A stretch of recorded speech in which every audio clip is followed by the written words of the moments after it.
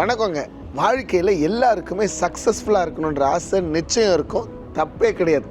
எல்லா துறைகளிலும் நாம் உயர்ந்து தான் இருக்கணும், அது நல்ல விஷயந்தான். ஆனால் அந்த சக்ஸஸை ரீச் பண்ணணும்னா don't fall in love with success, but fall in love with habits which bring success.